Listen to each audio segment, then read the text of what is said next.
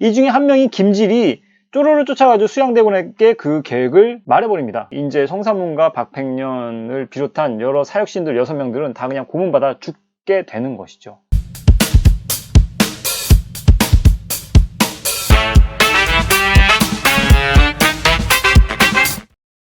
어서오세요. 국어의 모든 건 나란마싸입니다. 이번 시간에는 천재박 교과서 들어가 보겠습니다. 중3 2학기 들어갔죠. 1단원 문학과 3, 그 중에 첫 번째 작품 까마귀 눈비 맞아 라는 시조를 들어가겠습니다. 박팽년의 시조인데요. 그 첫 단원의 첫 작품이 시조부터 시작한다는 것에서 좀 선생님은 되게 놀라웠습니다. 아무래도 중3 학생들은 이 작품 처음 보고 좀 한숨이 나오지 않았을까. 첫째 작품부터 벌써부터 그냥 그 조선시대의 고전 문학으로 시작을 하기 때문에 보통은 좀 쉬운 것으로 시작을 해서 이제 좀 어려운, 좀 상대적으로 좀 어려운 고전 문학 쪽으로 들어가기 마련인데, 이 천재박 교과서는 바로 그냥 고전 문학부터 시작하네요. 네. 그렇다고 해서 절대 이 고전 문학인 까마귀 눈비 맞아 라는 시조가 어렵다는 건 절대 아니에요. 예. 쉽습니다. 정말로 쉬워요. 예. 선생님이 괜히 막 선생님이라서 쉬운 거 아니에요? 아니에요. 진짜 쉬워요. 입만 벌리면 거짓말이 자동으로 나와. 그러니까 그렇게 크게 걱정하지 말고 선생님이 강조하는 배움 포인트 몇 가지만 참고해서 이 작품 접근하면요, 아주 쉽게 문제 풀 수 있습니다. 이해 쉽게 할 수 있습니다. 그러니까 선생님 믿고 따라와주면 됩니다. 학습 목표가 작품에 창작된 사회문화적 배경을 바탕으로 시를 이해할 수 있다 라고 되어 있고요. 두 번째는 뭐라고 써있냐면 과거의 삶이 반영된 시를 오늘날 삶에 비추어 감상할 수 있다. 그러니까 첫 번째 항목의 얘기는, 그러니까 그때 당시의 사회문화적 배경을 파악하라, 그걸 바탕으로 시를 이해해보라, 과거의 삶을, 과거의 사회의 모습을 짐작해보아라, 그 얘기고요. 두 번째는 오늘날의 삶과 과거의 삶을 비교해봐라, 그 얘기입니다. 고로 이번 시간에 배워야 될 가장 중요한 배움 포인트는요, 사회문화적 배경에 대해서 이해하는 것이냐, 이해 못하느냐, 그것에서 좀 갈릴 것 같습니다. 자, 그럼 본격적으로 배움 포인트 두 가지 있는데요. 그거 설명해 볼게요. 자, 첫 번째는 앞서 말했듯이 당시의 시대적, 사회적 상황이라고 얘기를 했습니다. 이 시조가 그냥 이대로 그냥 이해하면 안 돼요. 그러니까 여기 이 내용에는 어떠한 이유가 있습니다. 그러니까 이 글을 쓰게 된 이유, 즉 그때 당시의 상황적 맥락을 잘 파악해야 돼요. 시공간적 사항을 잘 파악해야 됩니다. 그걸 모르고 그냥 이 텍스트만 접근해서 그저 그냥 이걸 해독하려고 한다면 그건 큰 의미가 없고요. 도대체 이 박팽년이라는 사람이 어떠한 시대 속에서 어떠한 삶을 살았기에 이런 글을 썼을까를 우리는 꼭 생각하면서 접근을 해야 돼요. 그래서 당시의 시대적, 사회적 상황을 꼭 알아야 된다. 그때 당시의 시대적 상황은 한마디로 얘기하자면 뭐가 있었습니까? 바로 계유정난이 있었죠. 이것과 관련해서 이 시조를 꼭 이해해야 될 필요성이 있습니다. 이거는 이따 좀 더 구체적으로 설명해 주겠습니다. 그 다음에 두 번째, 까마귀, 야광명월, 임, 요 세 가지 소재를 배움 포인트로 꼽았습니다. 이 세 가지가 상당히 중요합니다. 그러니까 까마귀가 도대체 의미하는 바는 무엇인가? 그 다음에 야광명월이 의미하는 바는 무엇인가? 임은 또 의미하는 바가 무엇인가? 각각의 것들은 표면적 의미와 그 다음에 이면적 의미가 분명 존재합니다.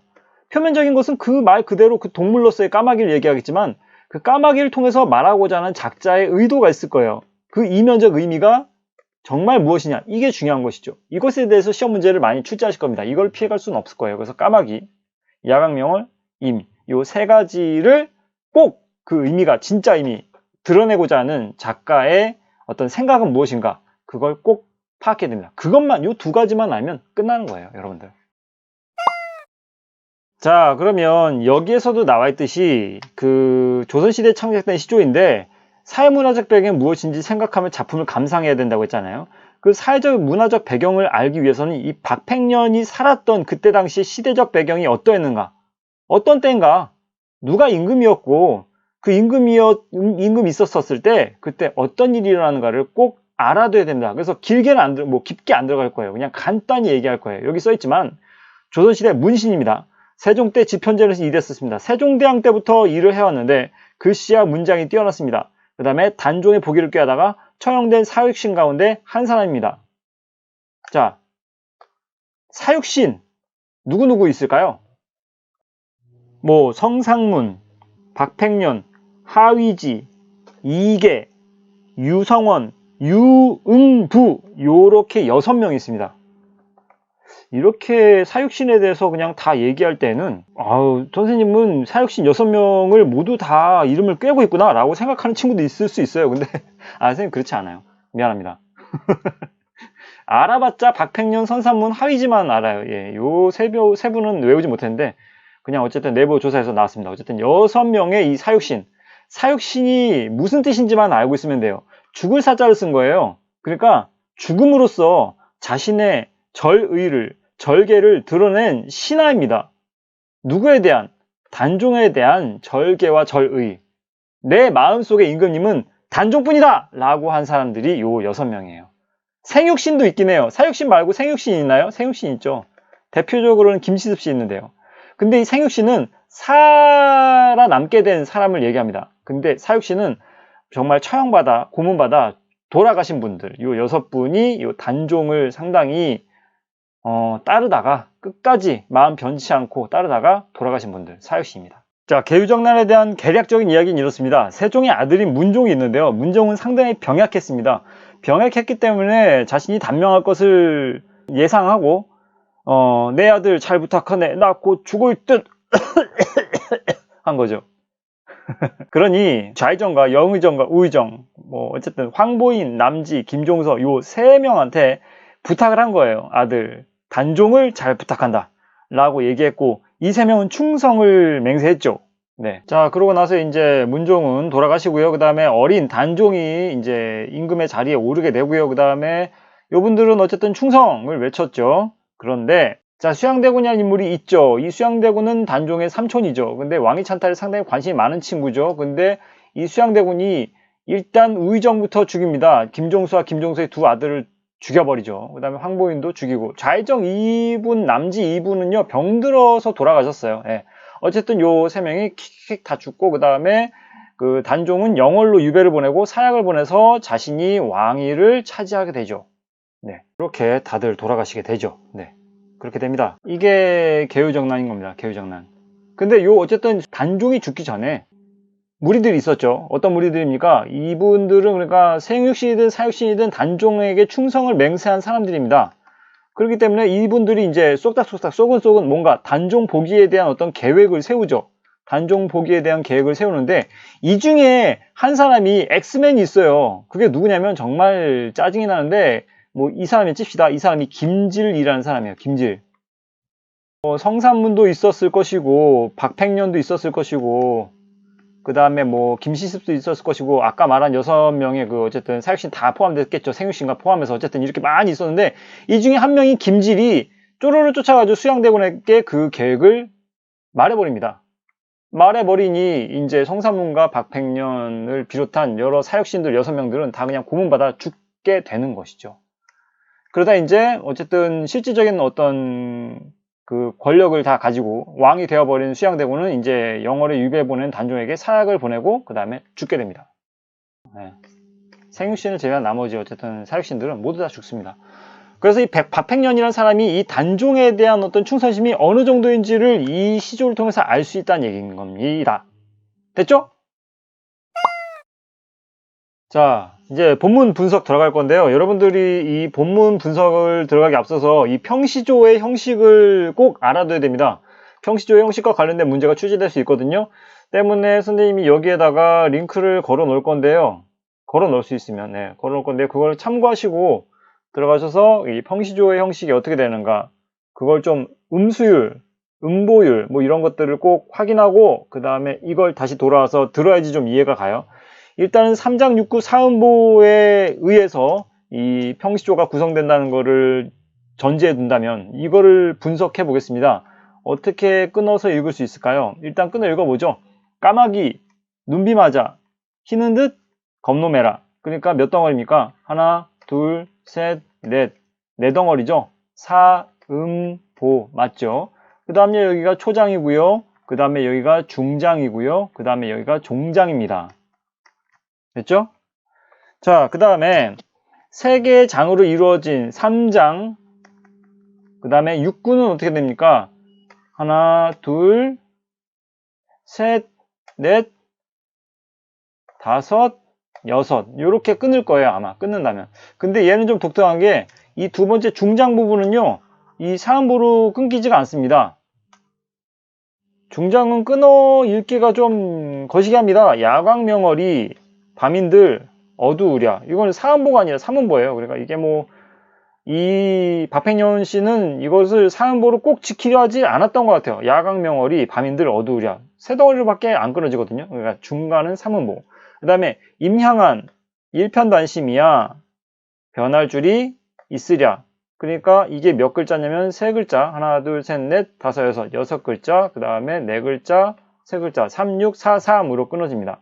자, 근데 선생님이 여기에 링크 해줬던 그런 강의를 평시조의 그 형식을 눈여겨봤다면 여기에서 절대 변하지 않는 글자 수의 법칙이 있다고 그랬습니다. 바로 이겁니다. 임향한 요 부분. 종장의 첫 번째 음보는 무조건 세 글자여야 된다. 잘 지키고 있죠, 그죠? 하지만 중장 부분이 이게 3음보인 점.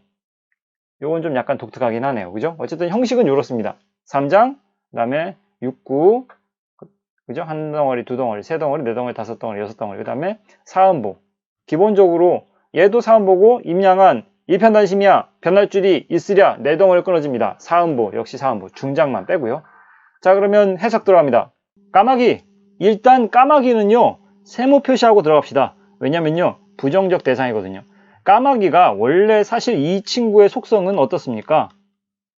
검다 라는 것이죠. 사실 검다 혹은 어둡다 라는 이 속성들은 이 고전문학에서는요 사실 그리 좋은 어떤 의미를 가진 단어들이 아니에요. 이것은 다 모두 부정적인 어떤 속성을 가진 것이라고 볼 수가 있거든요. 때문에 이 까마귀는 무엇이라고 생각합니까? 여러분들이 먼저 맞춰보세요. 뭘까요? 뭐 그 조선시대에 까마귀란다면 간신이겠죠. 그래서 자습서에 있는 그대로 옮겨온다면 부정적인 존재인데 세조의 왕위 찬탈에 동조한 이들, 즉 간신을 의미하는 것이라 볼 수 있겠죠. 표면적 의미는 까마귀라는 동물 그 자체지만 사실 이면적인, 사실 본래 박팽년이라는 사람이 의도했던 의미는 바로 이런 것이죠. 간신, 나쁜 놈들 뭐 이렇게 생각하면 될 것 같습니다. 자, 근데 요 초장 부분에서 우리가 좀 체크하고 넘어갈 부분은 까마귀의 검다, 어둡다라는 어떤 이 속성, 이 본질은 사실 변치 않는다는 얘기예요. 눈비를 맞아 희는 듯 하지만 근데 이 희는 듯이라는 것이 사실 본질적으로 하얗게 변화하는 것은 아니잖아요. 본질적으로. 어쨌든 까마귀는 검정색 깃털을 가진 동물입니다. 때문에 본래의 어떤 속성이라든지 본질, 간신의 원래 본래의 본성과 본질은 그대로 남아있을 것이다. 아무리 희어지는 듯한 듯 보이지만 그것은 겉으로 보였을 때 그럴 뿐 속은 사실 항상 검다 라고 얘기합니다. 그래서 까마귀는 검어요 라고 얘기하는 거예요. 나빠요 라고 얘기하는 겁니다. 자, 그 다음에 두 번째, 요거는 긍정적 개념이니까 동그라미 표시해 봅시다. 야광명월이 등장했습니다.